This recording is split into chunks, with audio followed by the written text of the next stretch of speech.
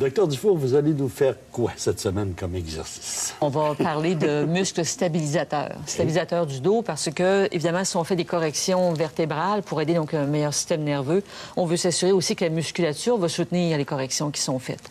Quand on parle de stabilisateurs du dos, on parle donc des abdominaux et aussi des muscles dorsaux.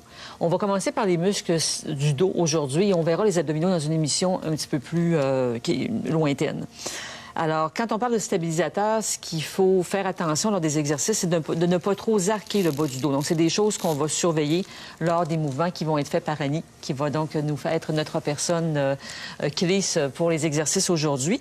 Et chose importante aussi, c'est comme on ne voit pas nos auditeurs, c'est important, évidemment, que vous consultiez un professionnel de la santé, votre chiropraticien, pour vous dire si votre condition actuelle vous permet de faire les exercices. Alors, sans ça, évidemment, ça pourrait être une aventure qui peut, des fois, laisser des traces un petit peu plus dangereuse.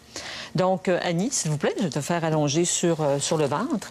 Alors, c'est un exercice qui paraît relativement simple, mais qui va vraiment créer une bonne tension positive, une bonne stabilisation, un bon renforcement au niveau des muscles lombaires. Donc, le mouvement est assez simple, c'est qu'on va d'abord lever le bras et la jambe opposée et on va simplement maintenir comme ça quelques secondes. Ce qui est à faire attention, Annie ici vient d'arquer davantage la nuque. On va s'assurer de regarder le tapis finalement pour pas regarder le fauteuil qui est en face de vous. Donc, on laisse le cou bien droit pour ne pas créer de tension inutile au niveau de la région cervicale.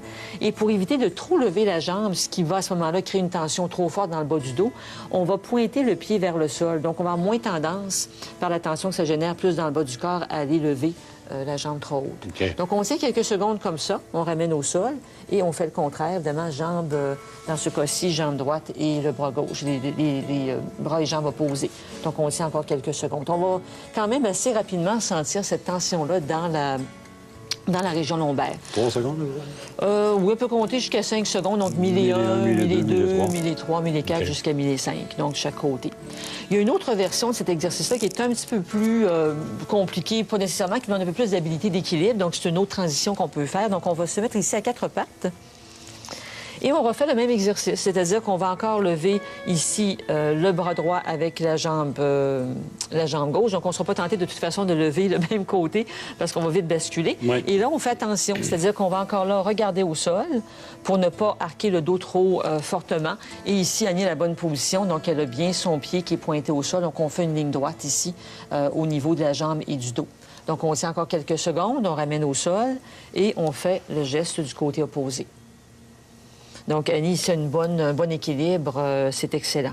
Et ce qu'on veut faire en termes de répétition, on peut faire 3 séries de 10, par exemple. Okay. Alors, on fait, quand je dis des séries de 10, c'est qu'on va aller 10 fois chaque bras. 5 fois sur un côté ou 10 fois chaque Oui, bras. on peut commencer par 5-5 ou 10-10. On attend une bonne minute et on refait une deuxième série, une troisième série. Okay. Alors, comme ça, on va vraiment aller chercher. Et ce mouvement-là, on va l'intégrer dans sa routine. On aura bien d'autres exercices qu'on va démontrer dans les autres émissions. Et à ce moment-là, on va ajouter ça comme un must à chacun des programmes. Ça a été, évidemment, comme contenu très consistant. Si on résume un petit peu ce dont on a parlé, chiropratique, évidemment. Chiropratique, système nerveux, l'importance de la colonne vertébrale qui vraiment bien supporte le système nerveux pour s'assurer qu'il n'y a pas de subluxation, donc le dérangement vertébral qui irrite les nerfs, et de bien travailler sur sa posture à la maison, les différents stress.